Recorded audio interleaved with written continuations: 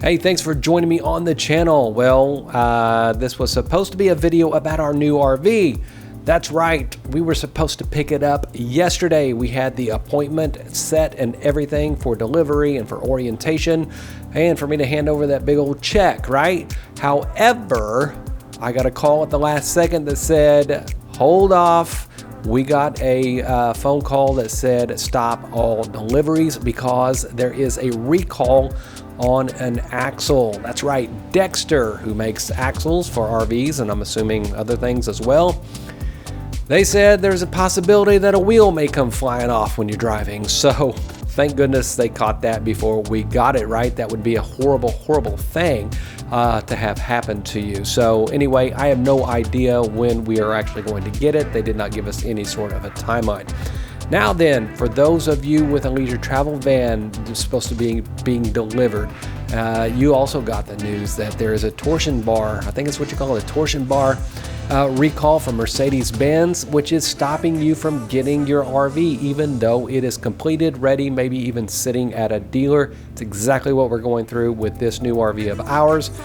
And it's not a good feeling, right? You're so ready to get it and ready to start going. So my heart goes out to you folks that are waiting on either your leisure travel van or if you're also under this Dexter axle recall, because we have no idea when it will happen. Now then, today I had to come up with a new topic, and so what I thought we would talk about is how is RV changing, and are the wait times going to get lower because of this new economy that we're in? So we're going to be talking about all of that, interest rates, fuel prices, all of that good stuff. How is it going to affect the RV world? How's it going to affect you? But we're going to get into all of that right now. Before we get started, I want to talk about a product that LiPower just sent me. Now then, if you've been watching this channel for very long, you know I'm way into battery power. I absolutely love to be prepared no matter where I am and have the power that I need. I absolutely love our Lithionics lithium that powers our leisure travel van. Then I also have a big 1,000 watt-hour battery bank as well as a 600 watt portable power bank that we carry along sometimes, and these come in so handy. Maybe when the power goes at your house or you just want to take it camping, no matter what instance you have, a portable battery bank can be a lifesaver. Now then, look at this little guy right here. I love this thing. It is 296 watt hours with a 300 watt inverter, 7 pounds. It is so light and portable. Absolutely love it. It's by LiPower. It's actually very inexpensive on Amazon. I will put a link to it down below. Throw up a graphic right here to show you all that it does, how fast it takes to charge, how slow actually. This is actually a pretty slow charging little battery bank, but hey, that's what to be expected in such a small form factor. But it will charge your iPhone like 25 times. It'll power a mini refrigerator for like 5 hours. It'll power your CPAP machine all night long. All kinds of things that you can do with this. So anyway, I'll put the Amazon link to this down below, but I don't think you can go wrong with this little guy. It's so portable.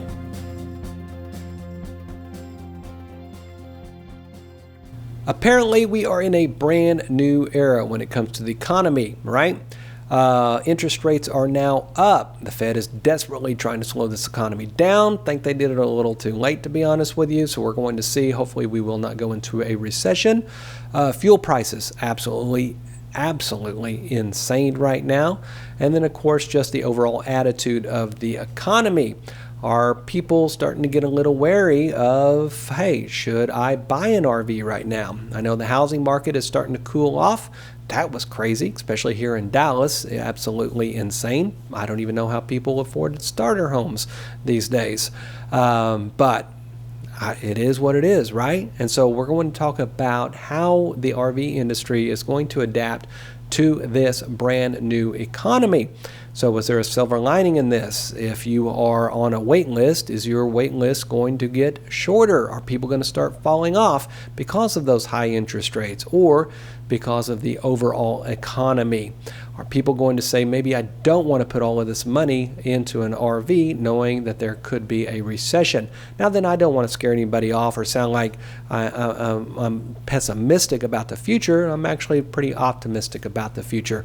I do think that we go through through ebbs and flows of the economy. We've been in some really good times, and now obviously this is a bit of a shift. But now then, so let's look at overall prices of RVs. They haven't really shot up over the last 2 years. In fact, I wanted to see what my exact leisure travel van Unity FX cost today if I ordered it exactly the same. So I jumped on leisureVans.com and I took a look and I built my exact Unity FX that I bought in February of 2020. And guess what? It is $42,000 more today, exact same specs as it was just 2 years ago. Pretty crazy, right? And then even I wanted to see, hey, what is the top of the line? Well, when I say top of the line, I don't mean top of the line, top of the price chain, I guess I would say, when it comes to RVs like a leisure travel van. That's the Airstream Atlas. Okay, Airstream Atlas does have a few more perks than the leisure travel van. We've got airbag suspension, little few things like that, and I priced one of those out. They are now over $300,000. And if you get their lithium option, guess what? You're looking at $325,000. Now then, whenever I purchased our leisure travel van, I did get a discount. There was a discount off MSRP that was kind of an industry standard. LTVs have always been very popular, and so it wasn't like you could walk into a dealer and start negotiating, say, no, I want 30% off MSRP like you can on some brands. Nope, not with a leisure travel van. The price is the price. Now then, are there still discounts? Put in the comments down below if you got a discount within the last year or so. I'd be very interested to know that. I actually have no idea. Are you having to pay MSRP or are you getting a discount? Airstream, I have no idea. Are people getting a discount on those things, or are they literally paying $300,000 for a Sprinter-based RV? $300,000. Well, you could get a really nice 40-foot diesel pusher for that, not too long ago. And so now that just getting you a Sprinter-based RV. Now then, I actually love the Sprinter-based RVs, but obviously the big Class A's have a lot more to them, a lot more luxuries involved, and so they should be a higher price. So the fact that leisure travel vans are now $200,000, Airstream Atlases are $300,000, that's crazy, right? All right, interest rates. Is this going to affect you?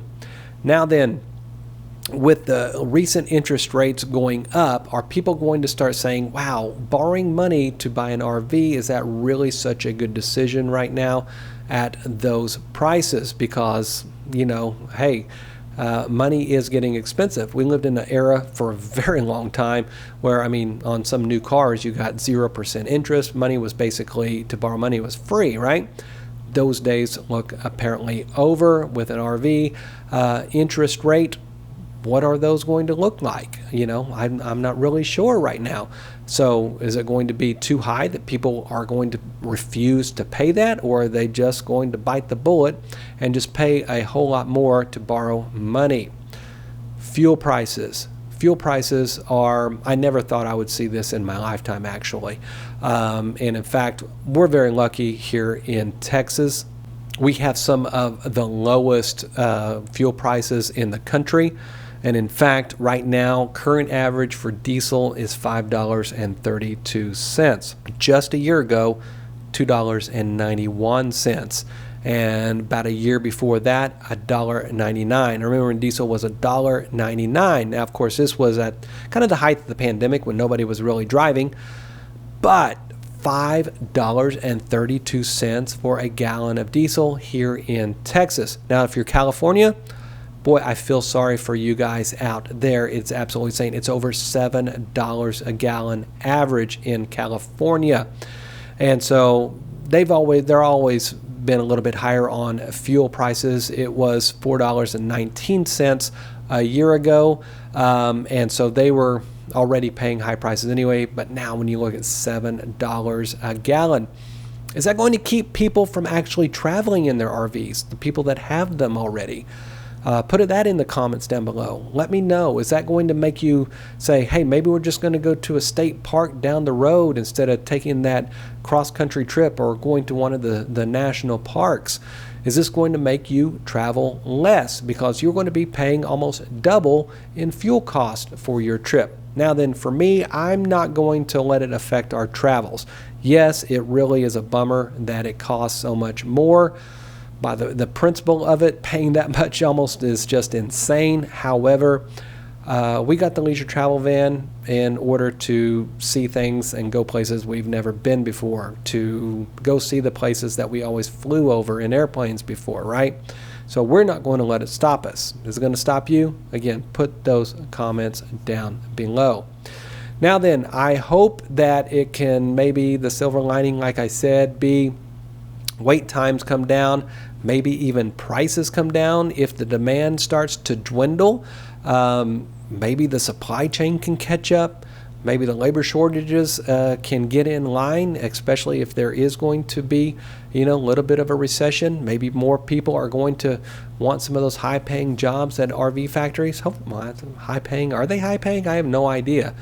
They should be, because it seems like it's a skill set that you would need in order to do that. So I'm hoping RV companies are paying a high wage.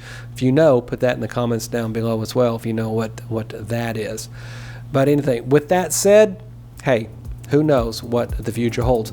Now then, will my axle recall get settled this week, and will we get the new RV? I really hope so, because we are planning a trip coming up that we were going to take it on, but if not, fortunately we have the leisure travel van and we will be taking that. All right, in some future episodes, I'm going to be doing a how's my Maverick? Have I got it set up to tow behind the LTV yet? So we're going to be doing an update on the Maverick soon. And of course, once we get the new RV, we'll be talking about that a whole lot as well. But with that being said, thank you so much for watching. Be sure to hit that subscribe button, hit that thumbs up button, and we will see you next time.